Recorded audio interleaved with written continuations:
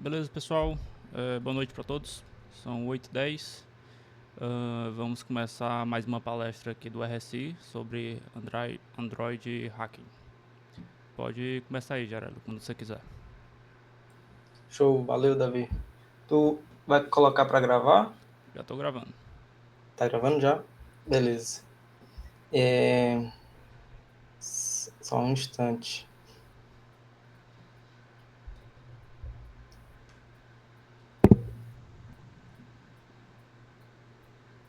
Pronto. E aí, galera, boa noite, né? Como é que vocês estão? Espero que todo mundo esteja tranquilo. Beleza. Tá aqui. Essa vai ser uma palestra dada pelo projeto de extensão da UFC, da Universidade Federal do Ceará. Né, o projeto de extensão é o RSI. E a gente está aí periodicamente, né, trazendo conteúdos técnicos para a comunidade, né, que é um dos pontos da extensão é esse. E hoje a gente vai comentar, né, sobre Android Hacking, os primeiros passos, e depois da minha apresentação a gente vai ter, né, introdução à análise de malwares Android com o Ramon. Essa apresentação vai ficar gravada, acho que ela vai para o YouTube. Então, o Davi mandou aí no chat, né, os links das nossas redes sociais do projeto. E aí também tem o YouTube, onde você vai poder ver essa gravação e as passadas que já tiveram, né? Então, as últimas duas apresentações foram sobre, né, Pentest Web, né, como invadir sites como um profissional, e brute force de senhas em arquivos PDF. Então, já estão lá no YouTube, se vocês quiserem ver. E acho que era isso. Se eu não tiver esquecido nada, Davi, se eu tiver esquecido algo, Davi pode comentar aí também. Se não, a gente pode vir aqui para a apresentação. Tranquilo? Show. Então, nessa apresentação, antes de mais nada, ela tem outro nome, né, que na verdade foi o primeiro nome que ela surgiu, antes de ir para o Instagram e tudo mais, que é basicamente o que a gente vai ver hoje, que é sobre como encontrar vulnerabilidades em aplicações Android, né, esses aplicativos de celular, né, e por quê, né? Por que encontrar vulnerabilidades em aplicações Android? Ou por que encontrar vulnerabilidades em qualquer tipo de aplicação? As empresas, quando criam as suas aplicações, né, os seus sistemas para os usuários utilizarem, elas precisam, né, que aquela aplicação esteja segura, né, que não seja, por exemplo, capaz um aplicativo de banco, um hacker, um agente malicioso, roubar, por exemplo, os dados do seu cartão de crédito, né? Para isso, os desenvolvedores também e profissionais de segurança estão ali por detrás, né, trabalhando na segurança daquele aplicativo para que isso não aconteça, né? Então, uma das motivações é isso, né, para tornar as nossas aplicações, né, os sistemas que a gente utiliza mais seguro. Então, a gente encontra vulnerabilidades, né, então, pontos ali que podem ser utilizados por agentes maliciosos, né, por atacantes, para que seja, assim, possível ser feito o fix, né, seja consertada essa vulnerabilidade, e assim o aplicativo fique mais seguro. Né, e aí, as empresas têm ali seus times de segurança e tudo mais, ou também você, como pessoa não atrelada à empresa, você pode participar, por exemplo, de programas de bug bounty, que são programas em que as empresas abrem um escopo ali determinado para suas aplicações. Então, por exemplo, o Facebook pode abrir um programa de bug bounty para o aplicativo dele, do Facebook, por exemplo, do Android, e você ali pode procurar vulnerabilidade nessa aplicação. Caso você encontre, você reporta essa vulnerabilidade para o Facebook, e aí ele te paga, né, porque você encontrou essa vulnerabilidade. Você pode fazer isso também sem, por exemplo, precisar estar trabalhando, né? Então, essas acho que são as duas grandes, assim, vertentes, né, as duas grandes possibilidades de porque um analista de segurança encontra vulnerabilidades. Então, a apresentação vai ser vai ser explicando ali os primeiros passos, né, para você que é da área de tecnologia, você que é da área de segurança e quem quer aprender sobre mobile, né, sobre aplicações Android mais especificamente. Então essa apresentação é para você. Eu vou tentar ser no início bem, como é que pode ser, introdutória, essa apresentação introdutória, mas quando eu for apresentar as vulnerabilidades vai ficar um pouco mais complexo, e aí caso vai ficar um pouco mais difícil de entender para quem não tem tanto contato assim com segurança, enfim. Mas acho que é isso, todos os disclaimers antes de iniciar a apresentação em si. Quem sou eu? Eu sou graduado em Ciência da Computação pela UFC, Universidade Federal do Ceará. Sou analista de segurança de software pleno no CID, né, um instituto aqui do Brasil que tem sede em Campinas, Recife e Manaus. Né, e lá eu trabalho analisando a segurança de várias aplicações da Samsung. Então, aplicações desktop, aplicações web, aplicações mobile, a gente recebe da Samsung e a gente analisa a segurança. A gente trabalha meio que, para quem já é da área de segurança, a gente trabalha meio que num processo de, muitas das vezes, black box, mas é mais de um lado de red team do que de um lado de AppSec em si. Porque a gente não trabalha diretamente com dev durante todo o ciclo de desenvolvimento seguro, né? Mas enfim, eu tenho 4 anos de experiência em segurança, mais ou menos uns 5 ou 6 na área de tecnologia em si, e 3 desses anos são em segurança de aplicativos. Então foi ali onde foi durante esses 3 anos que eu trabalhei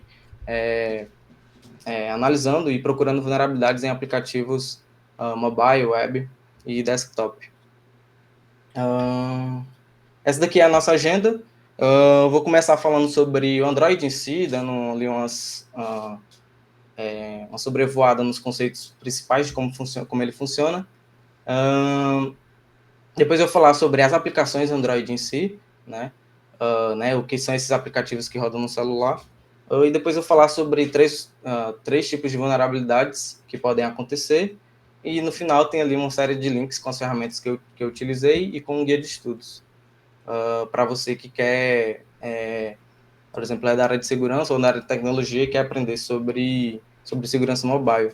Porque, sim, se você for da área de tecnologia e quer aprender segurança, eu não indico muito começar pelo mobile, porque é um pouco mais, eu acredito que mais difícil, assim. A área mais fácil, acho que uma porta de entrada seria o pentest web ou de infraestrutura, enfim. Então, nesse sentido, também volta mais para quem é de outra área de segurança e quer aprender também um pouco sobre mobile. Então, antes de mais nada, vamos falar um pouco sobre o Android em si, né? O que ele é, né? O que é esse sistema operacional que roda, né? Que executa os nossos aplicativos no celular, né? Nos celulares. Então, o Android em si, né? Que roda os aplicativos no celular, ele é um sistema operacional, né? Assim, sistema operacional como se fosse o Windows, né? Ele é desenvolvido pela Google e ele é baseado no Linux, né? Então ele roda em cima do kernel Linux. Nesse link aqui, a Google dá uma breve explanação, né, de como do que é o Android, né?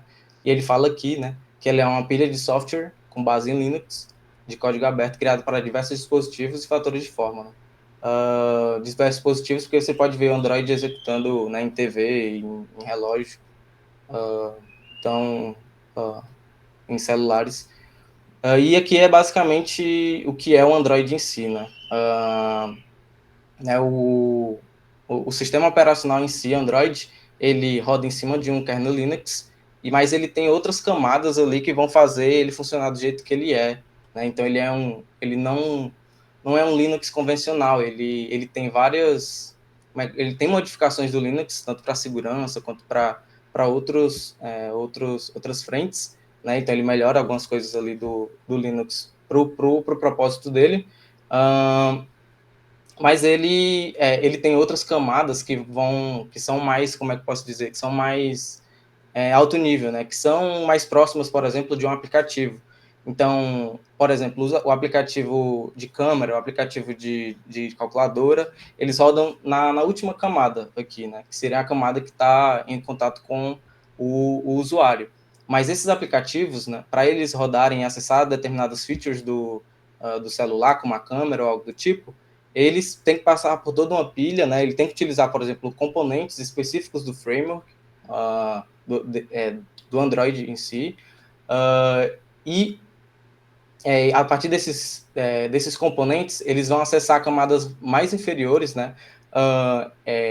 Então, depois lá na frente eu vou falar sobre como que o aplicativo roda dentro do sistema operacional, né, do Android, como que cada aplicativo roda, falar sobre um pouco sobre as máquinas virtuais, mas aqui ele já mostra aqui, né, que tem Android Runtime, que é basicamente onde vão ter ali bibliotecas core e lá onde eles vai criar, né, as múltiplas máquinas virtuais, sendo que cada uma dessas máquinas virtuais roda uma aplicação Android. E vai ter ali uma camada abstrata de hardware, né, que vai fazer o contato com o kernel do Linux para acessar, por exemplo, o hardware do celular. Né? Então, por exemplo, um aplicativo de câmera para acessar, né, algumas features da câmera, ele precisa passar por todas essas camadas aqui, né, seja direto do framework para a camada de abstração do hardware, ou passando por uma biblioteca nativa, que a gente vai falar também um pouco mais na frente, para acessar o kernel e acessar as funcionalidades da câmera. Né? Então, esse daqui é basicamente a pilha de como funciona, né, o Android, né, e o sistema operacional Android, né, como é que é toda a sua arquitetura.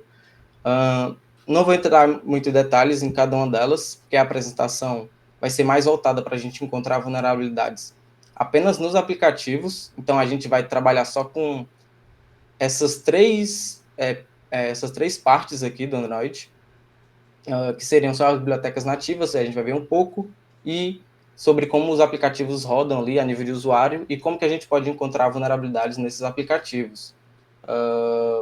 Então, se você quiser conhecer mais sobre o Android, entra no link aqui e lê um pouco, ele explica tudo bem direitinho sobre como funciona a arquitetura e cada pilha dessa daqui, cada parte dessa, né? Ela vai explicar o que mais ou menos eu falei por cima.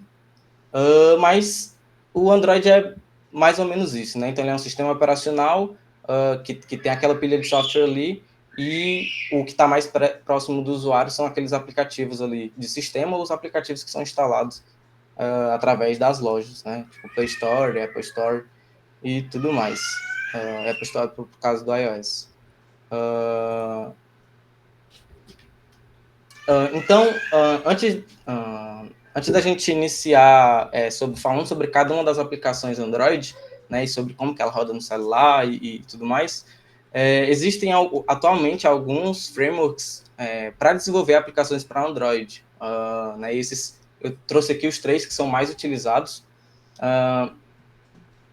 Né, atualmente, assim, existem outros, né, existe o Xamarin, existe o Cordova, alguma coisa assim, mas esses três eu acho que são os mais utilizados, acredito que o Android e Flutter sejam os mais utilizados atualmente, mas esses são três frameworks, né, ali os frameworks são um conjunto de bibliotecas, de componentes já prontos, para você, como desenvolvedor de software, desenvolver um aplicativo, né, que vai rodar ali dentro do sistema operacional do Android, né. Então, essas são algumas diferenças desses frameworks.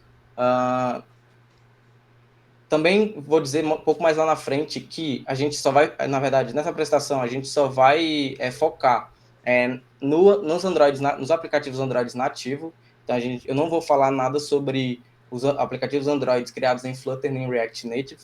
Hoje a gente vai falar só sobre Androids nativos. Então, são Androids são aplicativos Android que são desenvolvidos com base no SDK da Google, né? No SDK nativo da Google, porque o Flutter também é da Google, o React Native é do Facebook.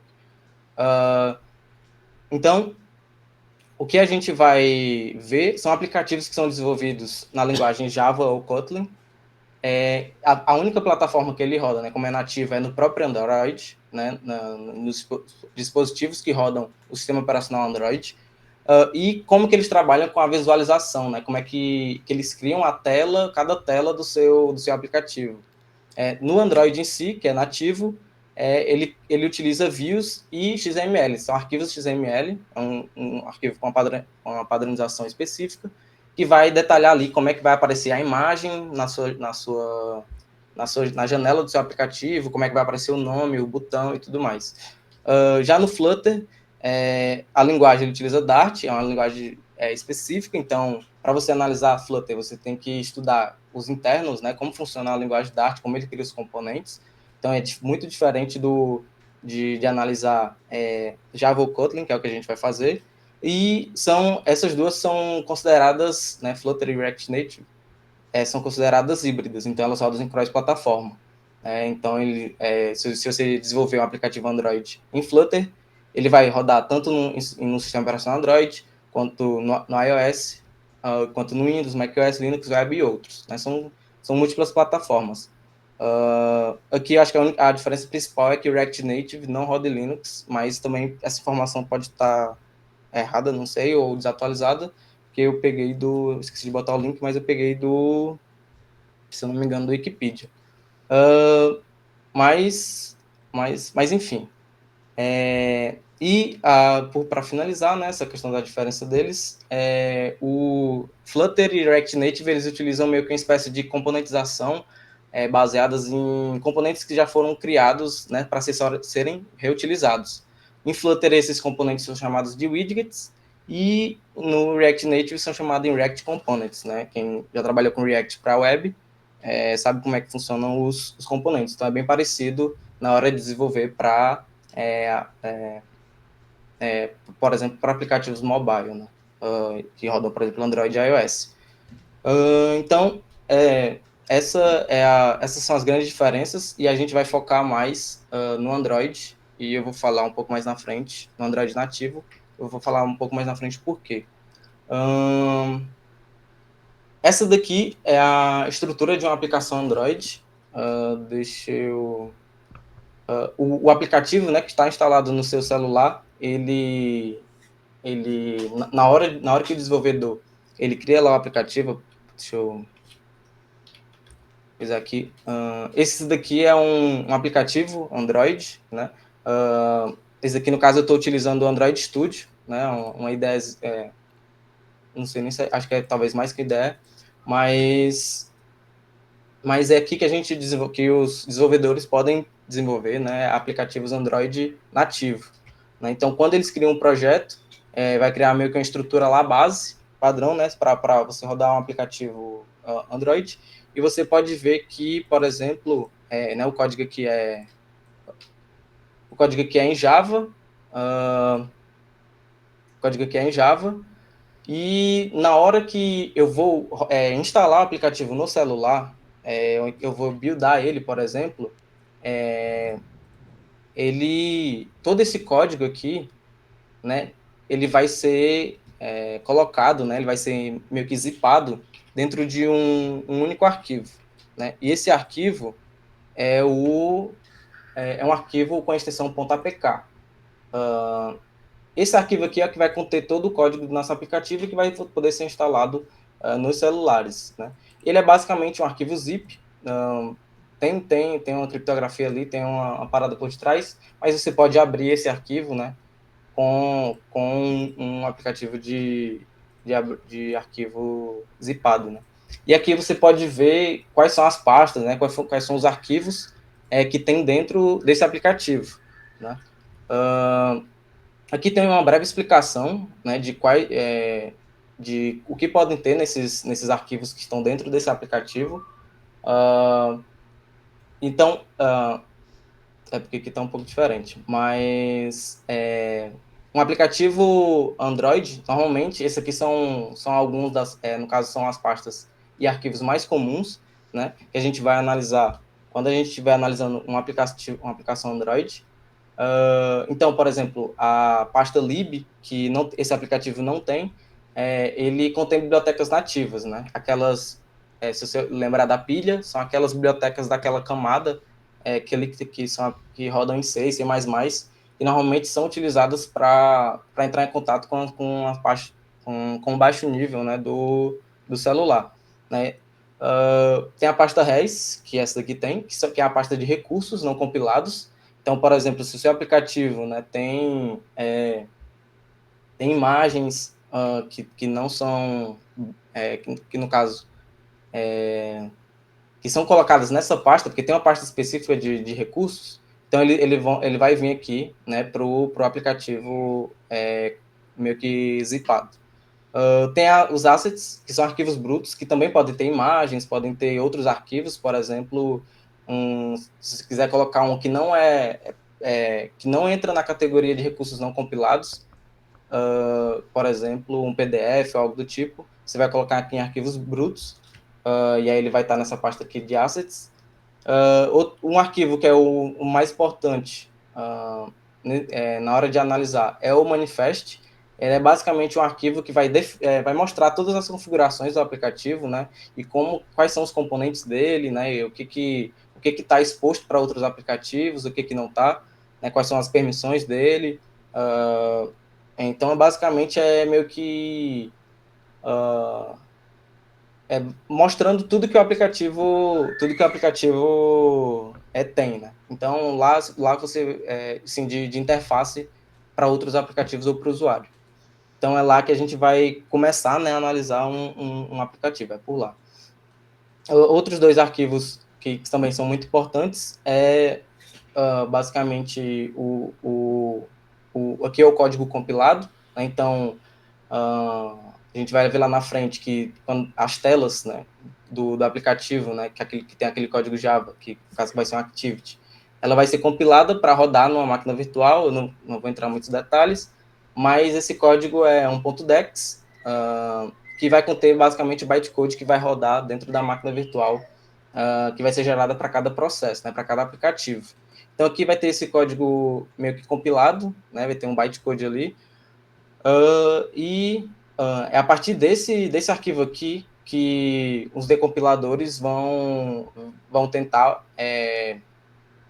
criar, né, o código-fonte de novo num processo de engenharia reversa, né? E aqui, nesse último arquivo, são os recursos compilados que também vão ter outros recursos parecidos com esse da assets, da res, só que nesse caso aqui são recursos que podem ser compilados e decompilados no processo de decompilação do código-fonte.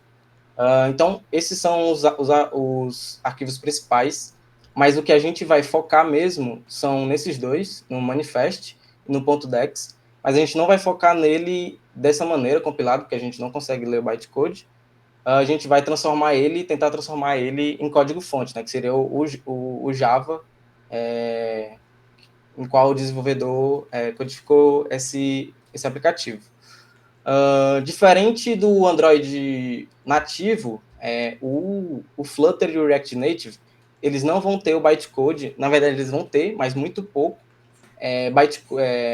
código, né, Java ou Kotlin, compilado aqui no class.dex. A maioria do código do Flutter e React Native, eles são colocados em bibliotecas nativas, né, específicas lá. Então, eles transformam o código em Flutter em bibliotecas nativas, né, que vão ser executados, né, também na máquina virtual.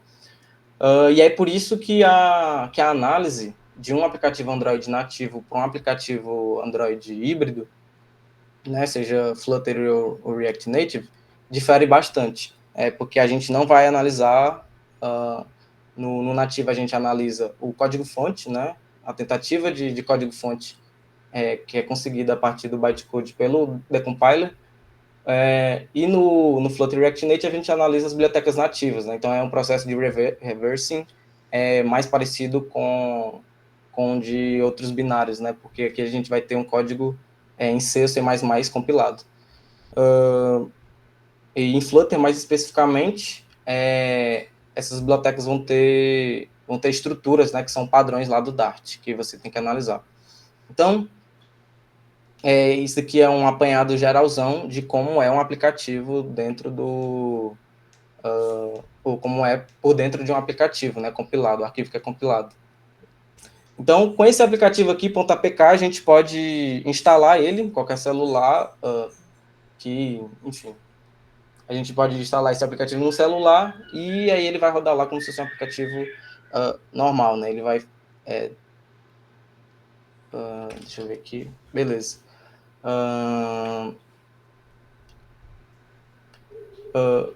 Eu vou mostrar isso na prática, que quando um aplicativo... eu vou pegar aqui esse meu aplicativo aqui, né?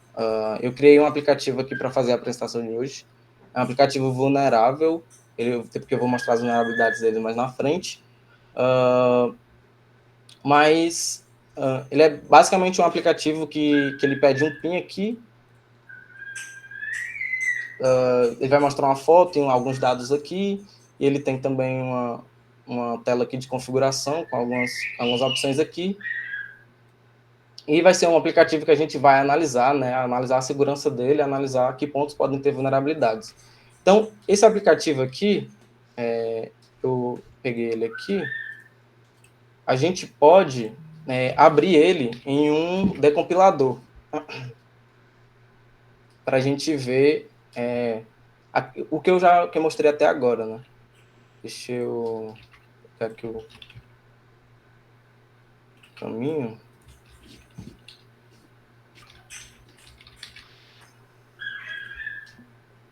Como decompilador, eu estou utilizando eu não sei como é que pronuncia, JADX. Deixa eu até mostrar o...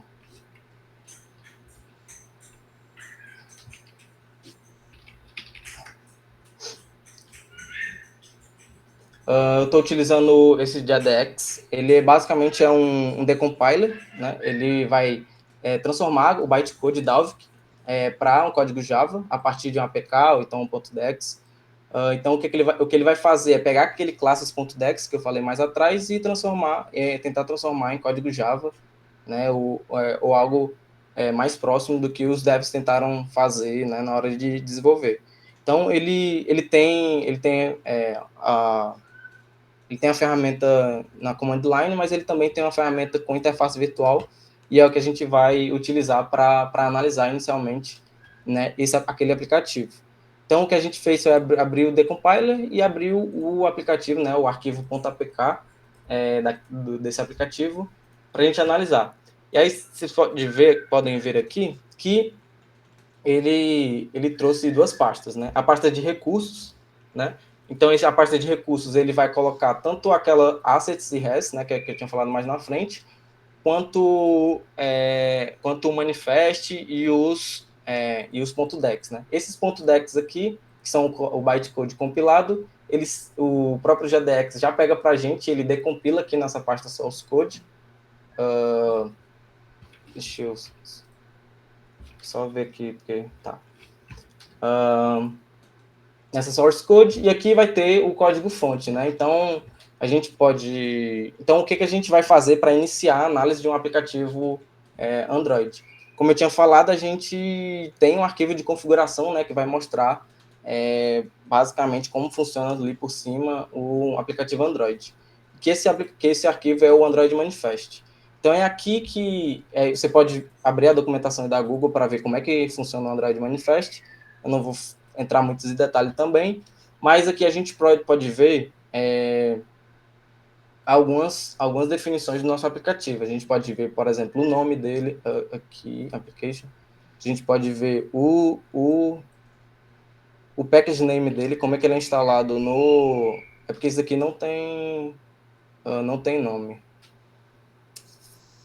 É porque está dentro de string, na verdade.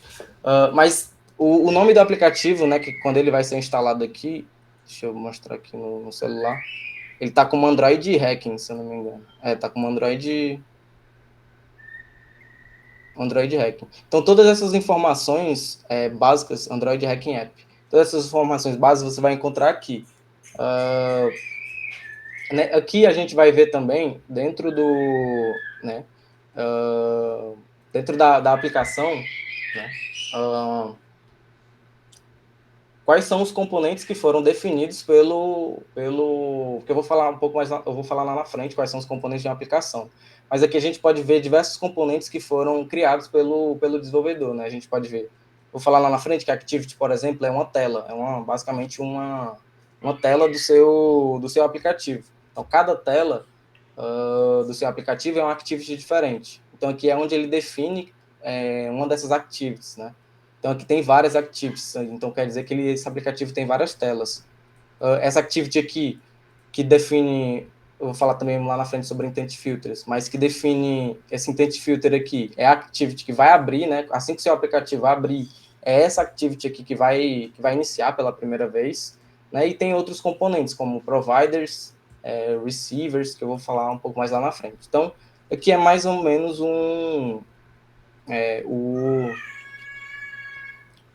as configurações gerais do aplicativo. Uma informação importante para a gente é o package name, que está dentro de application, mas está um pouco mais lá na frente. Só que a gente pode ver aqui que cada componente, né? Então, cada componente ele inicia com o package name, que é basicamente o nome da aplicação. Se você for ver, na hora que o desenvolvedor está desenvolvendo, né, a aplicação ela tem um pacote, que é basicamente o pacote geral, né, o nome na hora que você cria uma aplicação aqui, ó, em New Project, né, deixa eu criar uma do zero aqui, ele pede um package name, que é basicamente o nome da aplicação que vai ter ali dentro do celular, né, para o celular esse é o nome da sua aplicação, e esse daqui é o que aparece para o usuário, né, que é esse Android Hacking App. Então, esse daqui é o package name da nossa aplicação vulnerável, né? A gente pode ver aqui que cada activity aqui, ou os outros componentes, eles começam com esse package name, que é com.rsi.androidhacking. Então, se a gente vier aqui no código-fonte, e a gente pode ver que vai ter exatamente esse conjunto de pastas, ó, com.rsi.androidhacking, e vai ter cada um do código que o desenvolvedor fez, né? E aqui nesse caso, como essa aplicação não tem nenhuma configuração de ofuscação nem nada, o código-fonte está muito parecido com o que o desenvolvedor fez, né? Não tem na verdade nada diferente. Então, assim, é fácil da gente analisar, né, como que está funcionando esse aplicativo Android, porque a gente já tem o código aqui todo bonitinho. Tá. Então, esse é o jeito assim, inicial que a gente vai começar a analisar nossa aplicação Android, né? A gente vai abrir o manifest, vai ver os componentes, depois eu vou falar sobre questão de quais componentes estão exportados, né, para outros aplicativos ou não. E aí depois que você vê esses componentes, você vem aqui e vê o código-fonte de cada um desses componentes. E aí aqui dentro que a gente vai analisar que parte está vulnerável, que código o deve estar utilizando que pode estar vulnerável e causar uma vulnerabilidade para os usuários. Então, antes da gente começar nisso e falar sobre os componentes dos aplicativos, eu queria falar sobre como que os aplicativos ficam dentro do celular, né? Quais são, por exemplo, as pastas que cada aplicativo vai ter dentro do celular, né? Dentro do sistema. E, basicamente, assim, não vou falar sobre muito VMs, mas, como eu já falei, mas cada aplicativo ele vai rodar em um processo diferente, né, ali dentro do Linux. E aí, cada processo desse, está rodando ali dentro do Linux, ele vai ter acesso, né, ele vai ter o seu usuário, então ele vai seguir ali algumas regras de segurança do próprio do SE Linux, que é a parte de segurança do Linux, né, de controle de acesso pelos usuários modificada, né, que é o que é próprio para o Android. E cada processo desse, né, então cada aplicativo, ele vai ter acesso, né, cada usuário desse aplicativo vai ter acesso a algumas pastas, né, que são as pastas que podem ser utilizadas pelo aplicativo. Nos Androids mais novos, existem três pastas, três caminhos que normalmente os aplicativos vão ter acesso. A primeira são os arquivos internos, que vai estar ali no /data. Então, se você acessar, né, a shell acessar o seu sistema operacional, né, o Android do seu celular, e acessar no /data, você vai ver a lista de aplicativos que estão instalados no seu celular e os arquivos internos que são utilizados por cada um desses aplicativos. Outra pasta que um aplicativo também utiliza é a de arquivos externos, só que nesse daqui, acredito que a partir do Android 11 ou 12, eles utilizam os arquivos externos, quando um aplicativo tenta escrever nos arquivos externos, ele vai escrever nesse caminho aqui, /sdcard, /android,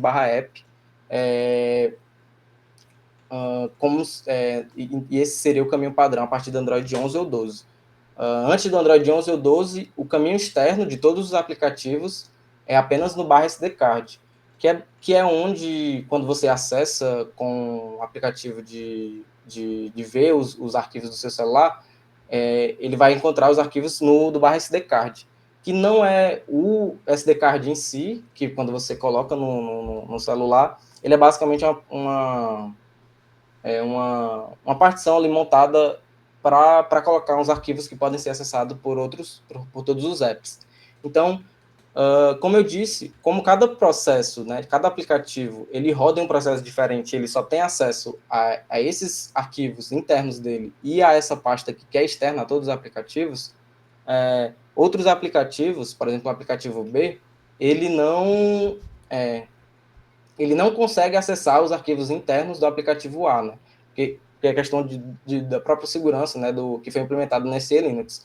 Cada aplicativo aqui está dentro de uma sandbox, né, e ele não consegue sair, não consegue ler, não consegue escrever em outros caminhos que não sejam os que ele tem acesso. Esses daqui são só alguns, né, eu não coloquei todos, mas os mais importantes são esses, né, e esse daqui seria o caminho meio que externo, né, que se você colocar, por exemplo, uma imagem aqui, você tem que assumir que todos os aplicativos conseguem acessar. Eu vou mostrar isso aqui no celular, nesse emulador aqui. Esse emulador está rodando no Android 13. E para entrar nele, eu vou utilizar o ADB, né, vou dar aqui um ADB Shell. O ADB, ele vem, né, posso coisar aqui, ele vem, quando você instala o Android Studio, ele já instala o... tá, aqui porque eu estou no PowerShell. Deixa eu... Ele vem junto com o SDK, né? Para você desenvolver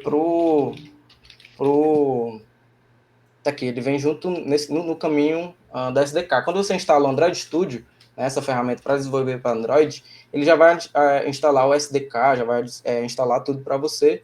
E você só precisa adicionar nas suas variáveis de ambiente, né, o caminho para Platform Tools ou para Build Tools, que são pastas que têm utilitários, né, para você instrumentar aplicativos Android. Eu não vou entrar em muito detalhe nisso também, mas o ADB é uma ferramenta que a gente utiliza para instrumentar aplicativos Android. Então, eu posso dar aqui, por exemplo, posso dar um ADB Devices e ver quais são os dispositivos que estão rodando. Esse aqui é o emulador, esse emulador que está rodando aqui. E eu vou dar um ADB Shell para entrar nele, né? Então, você pode ver aqui que ele... que ele tem um sistema de arquivos do Linux, né? E, como eu tinha comentado, dentro por exemplo, /data, aqui eu não vou conseguir ler, né? Porque, por exemplo, eu estou rodando como usuário Shell, né? E, como eu disse, cada aplicativo tem uma sandbox, né? Então, eu não consigo ler os arquivos de outro aplicativo, né? Isso do Android que traz a segurança de, por exemplo, um aplicativo qualquer, ele não é possível ler o banco de dados do WhatsApp, né? Onde tem as conversas do seu WhatsApp. Porque o Android próprio ele não deixa, né? Ele não permite que outros aplicativos acessem os arquivos internos do WhatsApp.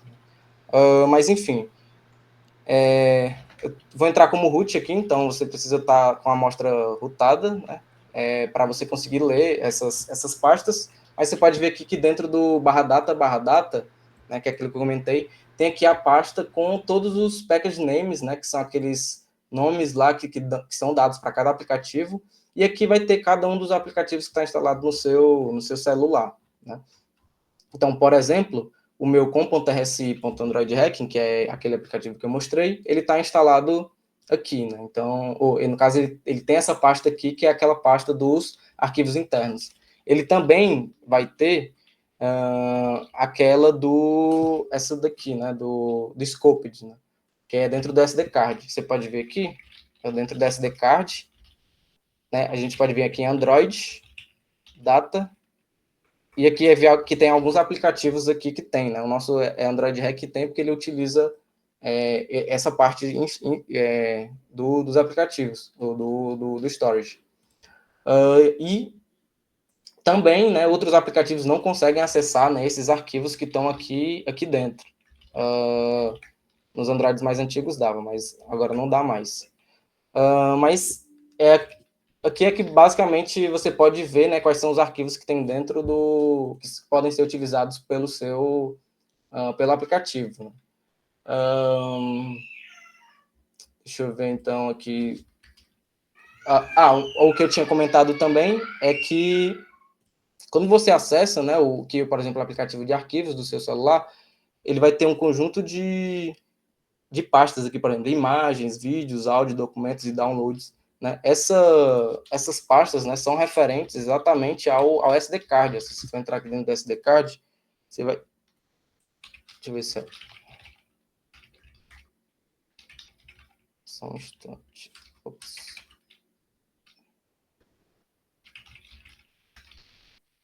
Tá. Ó, se você for ver, por exemplo, no barra SD card barra download, vão ter esses dois arquivos aqui, né, que estão aqui no meu celular. Né? Se eu tivesse outros arquivos, ele mostraria.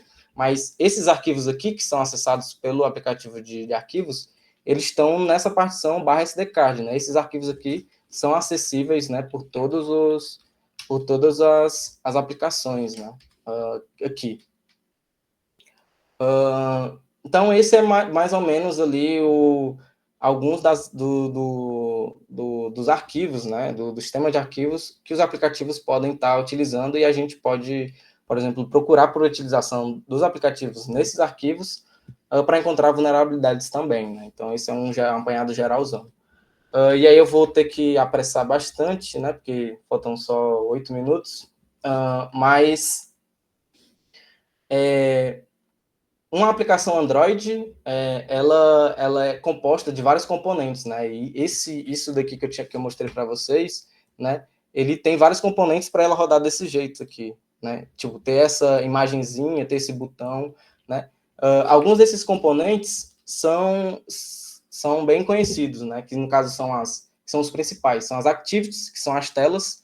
Então você viu lá no manifesto que tem lá uma tagzinha para activity em si. É lá onde o arquivo vai definir, né, como que funciona, né, cada tela do seu celular. Tem os content providers, que basicamente são componentes que vão dar acesso à estrutura de dados dentro do sistema. Então, se você tem um arquivo texto, tem um arquivo de banco de dados dentro de algumas dessas pastas aqui, né, internal files ou scoped, você pode criar um content provider para acessar esses arquivos.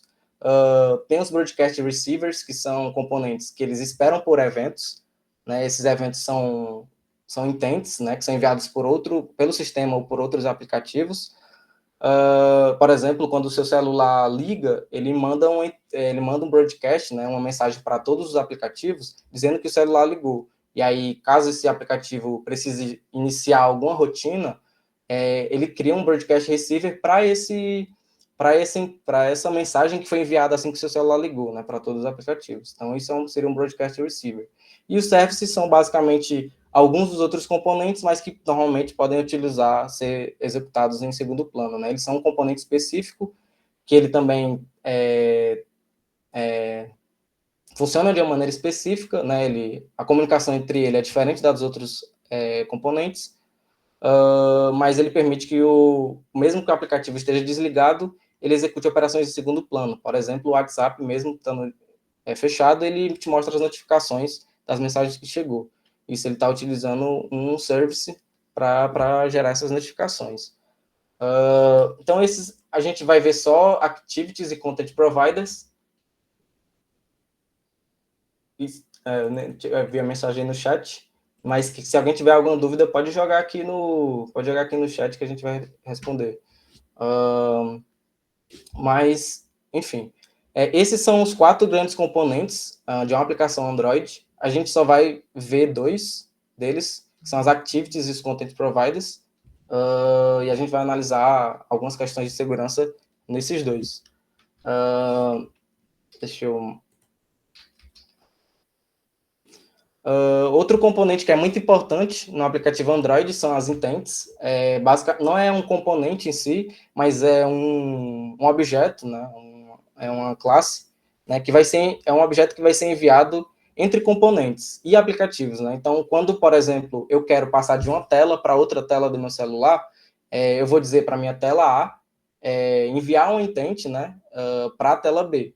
E aí, com isso, né, se eu enviar essa intent utilizando o start activity, né, que é uma função do framework, ele vai mandar para o sistema e o sistema vai entender que eu quero abrir a outra activity. Então, se eu tenho uma tela, que aquela tela que eu mostrei de PIN, e quando eu insiro o PIN, os 4 dígitos, ele vai entrar naquela outra página que tem aquela foto e aqueles dados, basicamente o que eu estou fazendo é mandar um intent, né, da minha tela de PIN para a minha tela que mostra aqueles dados, e aí eu vou abrir ela, né? Então, isso também pode ser utilizado por todos os outros componentes e também para abrir outros aplicativos, né? Então, se você, por exemplo, vai compartilhar um vídeo do Instagram no seu WhatsApp, você clica lá no botão de compartilhar e aí ele vai abrir vai mostrar os aplicativos que recebem aquele vídeo. E aí um deles vai ser o WhatsApp, por exemplo. Para isso, o que o Instagram faz? Ele cria um intent, né? Cria esse objeto e dá um start activity, né, com os dados lá do vídeo e tudo mais, e aí o WhatsApp vai receber essa intent e vai abrir lá a conversa do WhatsApp e vai lidar com os dados que estão dentro dessa intent, né? Vai ser o vídeo, vai ser, enfim, vai ter acesso à URL do vídeo, enfim. Então, esse componente é o que vai utilizar, é o que vai ser utilizado para a gente fazer a comunicação entre activities, né? Eu posso mostrar aqui, por exemplo, o nosso aplicativo Android aqui, ele tem a nossa main activity, né? Então, esse aqui é o componente dentro do manifest. Ele vai ter um nome e ele vai ter uma flag aqui dizendo que ela é exportada. Então, quer dizer que aplicativos externos podem acessar essa activity.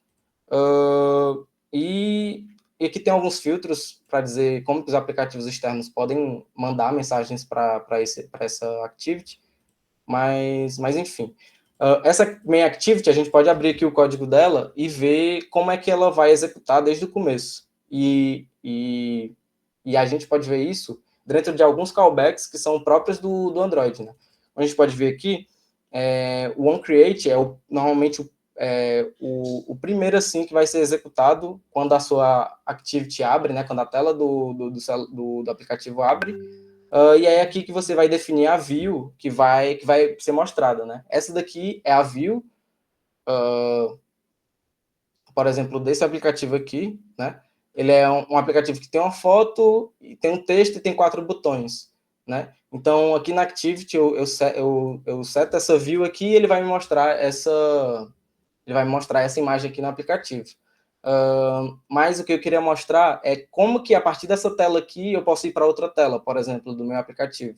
Então, você pode ver aqui que, por exemplo, aqui eu estou dando um Start Activity, né?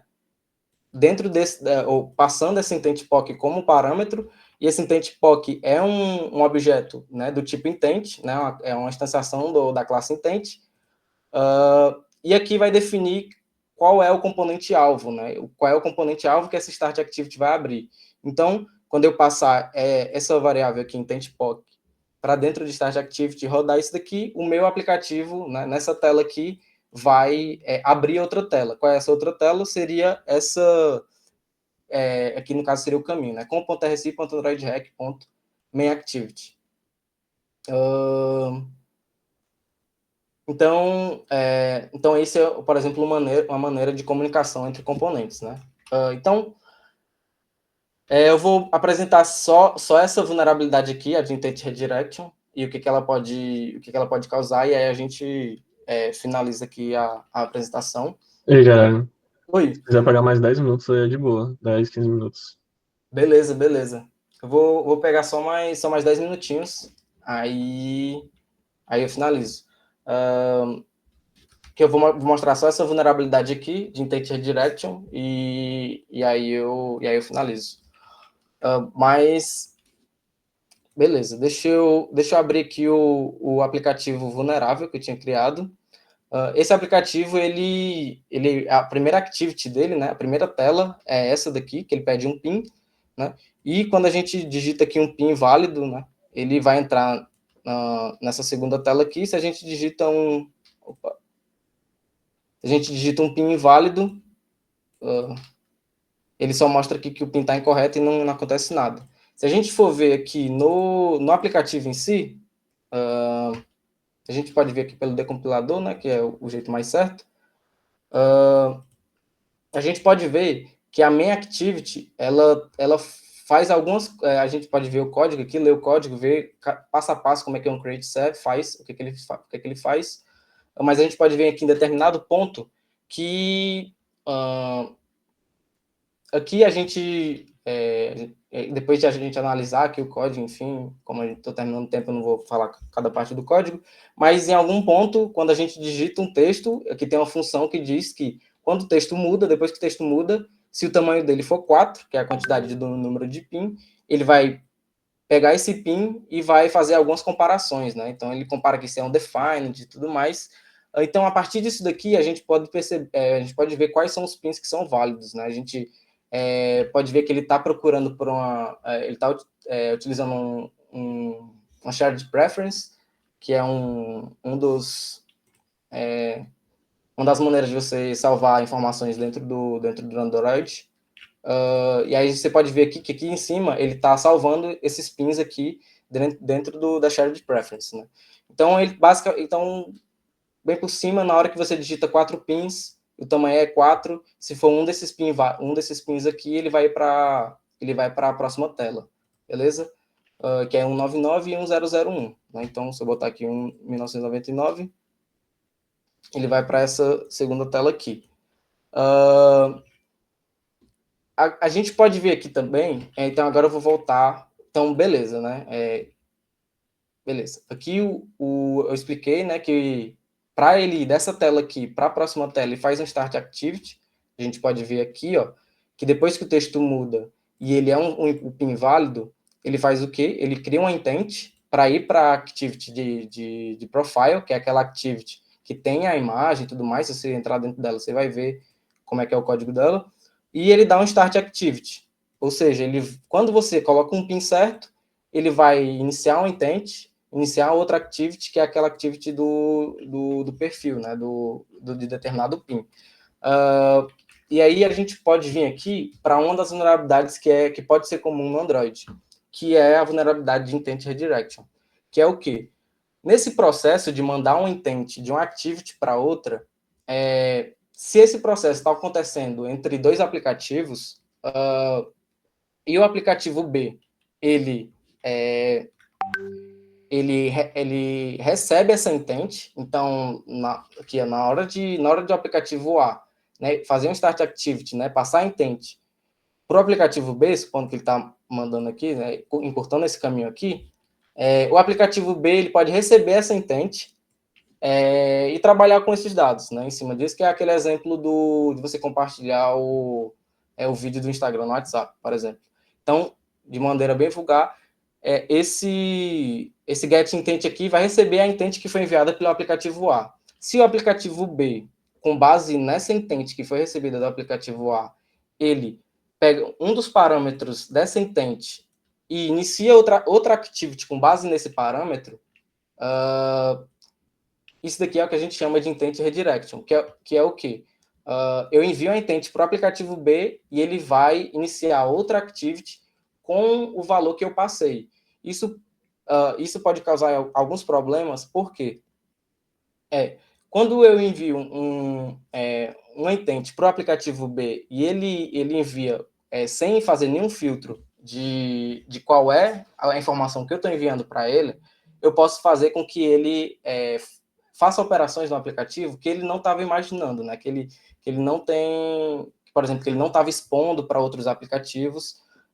Então, isso daqui é um problema, né? Você não, né? Os aplicativos não podem iniciar um activity, por exemplo, ou então enviar essa intent aqui para outro aplicativo se ele não sabe o conteúdo que vai ter dentro dessa intent, né? Porque o atacante ele pode mandar com um conteúdo malicioso e na hora que o aplicativo B for iniciar essa activity, ele vai, por exemplo, fazer uma operação maliciosa naquela outra tela, né? Dependendo de como aquela outra tela lide com esse conjunto de informações. Nesse caso aqui, o que o aplicativo atacante está fazendo? A gente tem a main activity, que é aquela activity do PIN, né? Aquele que mostra o PIN, e a gente tem, por exemplo, a activity de configurações, né? Eu não mostrei, mas a gente tem aqui, ó, depois que a gente entra aqui, depois que a gente entra aqui,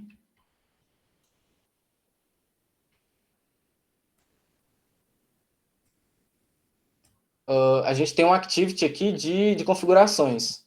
E aqui dentro a gente tem um botão para a gente mudar o nosso PIN atual, né? Então, quem consegue entrar nessa tela aqui, em teoria, é só quem já tem o PIN, né, e quem conseguiu entrar nessa tela aqui. A gente pode ver aqui no manifest que essa activity aqui de configurações, ela não está exportada. Então, aplicativos externos não conseguem entrar naquela tela de configurações. E faz sentido, né? Porque se ele conseguir entrar e alterar o PIN, ele vai conseguir entrar aqui no perfil da pessoa. Então, esse aplicativo, ele não permite que aplicativos externos abram essa activity. E aí, o que o Intent Redirect permite? Ele permite que o atacante, né, passe aqui como conteúdo, né, um intent que vai abrir essa activity que não está exportada, ele manda para o aplicativo B, e o aplicativo B vai tentar iniciar a intent com base nesse conteúdo aqui, que vai abrir a activity não exportada. Como quem está tentando abrir essa activity que não está exportada é o aplicativo B, ele vai conseguir abrir. Então, o aplicativo atacante vai conseguir entrar na página de configurações sem passar pela página de PIN. Então, essa é a vulnerabilidade de Intent Redirection. Então, eu vou mostrar aqui para vocês que se... eu vou mostrar aqui o código da POC, que é o quê?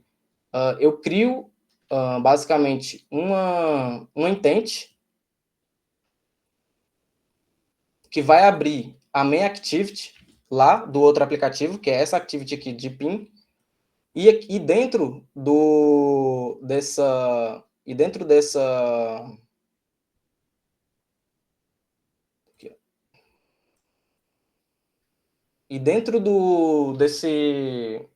como extra dessa intent, eu passo uma intent interna, e essa intent interna, ela é uma intent que vai abrir a settings activity. Se eu tentasse abrir essa settings activity aqui direto, eu não conseguiria, porque ela é uma activity que não está exportada do outro aplicativo. Mas eu estou passando ele como um extra, eu estou passando ele como um dado interno da minha intent aqui, e aí se você for ver lá na minha activity, aqui, ó, no final do onCreate, ele recebe esse extra aqui, ó, settings, como um intent e dá um start activity nesse extra. Então, isso daqui caracteriza um intent redirection. Então, ele está redirecionando o intent que ele está recebendo. Com isso, eu posso, então, o aplicativo malicioso enviar um intent que vai abrir a página de configurações. Então, com isso, se eu abrir aqui o meu aplicativo que vai explorar essa vulnerabilidade, que é esse daqui, quando eu clicar no botão 1 aqui, ele vai fazer exatamente isso que eu falei, né? Ele vai tentar abrir a activity do PIN, só que passando um intent interno lá no extra, e aí isso ele vai direto para a página de settings. Então, ele não passou lá pela página de perfil, né? Nem passou pela página de PIN. E aqui eu conseguiria, por exemplo, né, alterar o PIN. Eu vou colocar, por exemplo, 1555, né, que é um PIN que não existe. Eu devia ter feito esse teste. Deixa eu fazer aqui. Ó, eu vou botar aqui um PIN qualquer. Vou botar aqui 1777. PIN correto. mas quando eu executar o meu aplicativo que vai explorar a vulnerabilidade, ele vai fazer todo aquele processozinho do redirecionamento de intent. Deixa eu fechar aqui.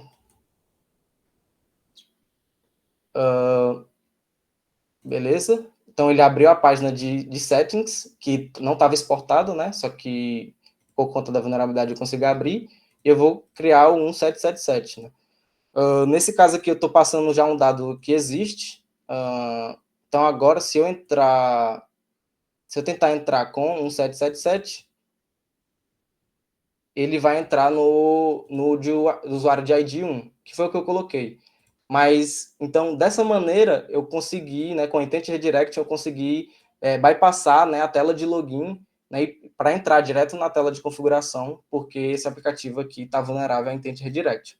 Então, esse é uma das vulnerabilidades que a gente pode analisar, né, enquanto a gente está analisando aplicativos Android né, das empresas.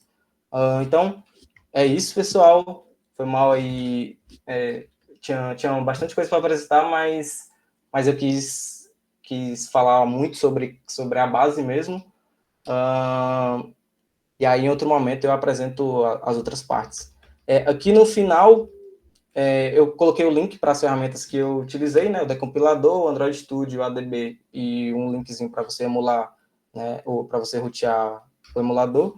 E aqui um guia de estudos, né? Com vários links, a gente vai disponibilizar nesse PDF, com vários links para você que quer aprender sobre segurança em aplicativos Android. E aqui tem vários links que eu fui estudando conforme o tempo foi passando e eu considero que são muito bons. Né? Acho que se você ver todos esses daqui, você já vai ter uma base muito boa para procurar vulnerabilidades em aplicativos Android. E é isso. Valeu, pessoal. Alguma dúvida?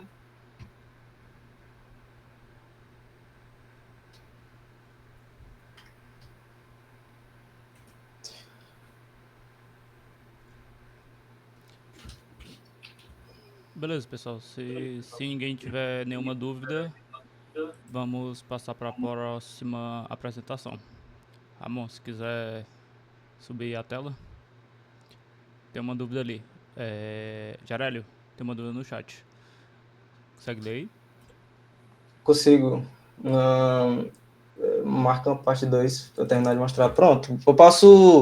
É porque nessa apresentação aqui, eu fiquei meio confuso durante ela, porque eu fiquei confuso de o quão básico eu poderia fazer ela e também o quão detalhe eu poderia entrar, né? Como eu entrei muito em detalhe nas coisas básicas, porque eu queria que ela fosse realmente inicial, aí eu não calculei o tempo de apresentar as vulnerabilidades. Mas aí eu posso fazer outra, que aí eu não explico muitos conceitos básicos e só mostro as vulnerabilidades, porque a ideia aqui da minha apresentação era fazer essa vulnerabilidade de Intent Redirection, causar uma leitura arbitrária de arquivos. Então, um aplicativo malicioso conseguiria ler todos os arquivos internos da sua aplicação, né, da aplicação vulnerável, e depois ele conseguiria sobrescrever uma biblioteca que é lida pela aplicação, e aí na hora que ele sobrescreve essa biblioteca, ele consegue execução arbitrária de código no contexto da aplicação. Então, isso significa que um aplicativo malicioso, se é um aplicativo vulnerável, né, tiver todas essas 3 vulnerabilidades aqui, um aplicativo malicioso consegue executar código no seu celular no contexto da aplicação que tá vulnerável, né? Então, esse seria meio que o caminho, né, das vulnerabilidades. Então, eu vou ver se dá de mostrar, né, esse caminhozinho em uma próxima apresentação. Mas é isso. Tenho apenas uma dúvida off-topic. Manda aí, Matheus. Como você vê o mercado de trabalho aqui para essa área de segurança para mobile? Então, não sei se é porque eu estou dentro da bolha, mas existem muitas empresas, né? Assim, eu acredito que seja uma área escassa assim, de profissionais bons, no sentido de como as empresas, nem toda empresa tem aplicativo mobile, mas quase toda empresa tem infraestrutura, tem aplicação, tem site, tem aplicação web, a maioria das empresas vão ter time de segurança, podem ter esse time de segurança para testar essas aplicações, né? Para testar a sua infraestrutura, para testar a sua aplicação web. Mas existem muitas empresas que também têm aplicações mobile, né? Então, você vai ver que muitas das vagas de AppSec, né, de segurança aplicativo, e mais voltada para Android, por exemplo, ou mais voltada para mobile, vão ser de bancos, vão ser dessas empresas que criam também muitos aplicativos mobile, né? Então, por exemplo, eu trabalho para a Samsung. Então, a Samsung, quando ela cria o celular dela, ela modifica, né, o Android, ela já instala vários aplicativos, né? Então, por exemplo, quando eu testo os aplicativos da Samsung, eu testo muitos aplicativos. Eu testo desde os aplicativos que já vão no celular, né, contra os aplicativos que podem ser criados depois, né? Então, se você for parar para pensar que da Play Store uma empresa tem 2 ou 3 aplicativos, né? Então, o time de segurança vai ser menor, né? Mas esse mesmo time de segurança, ele também está testando aplicativos web, aplicativos de outras arquiteturas, né? Não só mobile. Então, rodei. Como que eu vejo o mercado de trabalho aqui para essa área de segurança mobile? É escasso de profissional, mas também não tem tanta vaga quanto para outras áreas. Tipo, porque todas essas vagas, tipo, quando você vai para uma vaga de mobile, você já está indo para uma vaga de AppSec, são de outras arquiteturas também. Web, desktop e mobile. Mas acho que é isso. Acho que isso resumiria como que eu vejo o mercado de trabalho. Guilherme Salles mandou: qual a vulnerabilidade mais comum? Cara, assim, não. A vulnerabilidade, inclusive, eu esqueci de falar isso, mas vulnerabilidades comuns, quando eu coloquei aqui, né, de vulnerabilidades comuns, não são vulnerabilidades que acontecem bastante.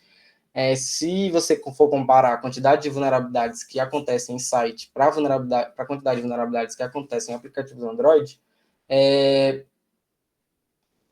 você vai ver uma disparidade muito grande, né? Existem muitas vulnerabilidades em aplicativos ou em sites, e existem, entre aspas, poucas vulnerabilidades em aplicativos mobile. Isso se dá muito porque o Android em si, que é o que eu mais conheço, ele tem muitas features de segurança, né? Então, não é tão simples você encontrar vulnerabilidade assim em aplicativos mobile. Então, não existe essa de uma vulnerabilidade mais comum. Existem as vulnerabilidades que já têm um molde conhecido, por exemplo, essa de Intent Redirect é uma. Existem vulnerabilidades que estão associadas a, por exemplo, você roubar arquivos de outros celulares, de outros aplicativos. Existem vulnerabilidades, por exemplo, que podem causar você, sei lá, fazer um phishing na pessoa para ela colocar o usuário e a senha em uma tela que parece a de um aplicativo, mas não é. Então, existem essas vulnerabilidades que os moldes já são conhecidos, mas não tem assim, uma vulnerabilidade que seja mais comum. São vários. Tá, mas teria um top 10? Sim. Se você for aqui no guia de estudos, você vai ver que eu cito o Mobile Security Testing Guide, que é tipo um guia da OASP, né, que é uma organização muito bem conhecida, que aqui vai ter um guia de como você pode, né, de todos os conceitos de uma metodologia para você seguir, para você testar, né, aplicações mobile, né, não só Android, mas também iOS. E eles têm também o top 10, né, a OASP tem o top 10, deixa eu ver. Tá, tu mandou aqui no chat, né? Deixa eu abrir aqui. Eles têm também um top 10. Só que assim, vamos lá. O top 10 da OASP, eu estava até discutindo isso recentemente com alguns colegas. O top 10 da OASP, por exemplo, esse de 2024, eles tendem a comentar sobre quais as vulnerabilidades que estão mais assim conhecidas, né, mais faladas, e não as vulnerabilidades mais comuns, né? Então, você vai ver aqui que boa parte dessa lista de 2024 não são vulnerabilidades que são comuns de encontrar, e também nem seguem um molde muito bem feito. Por exemplo, sei lá, deixa eu ver aqui.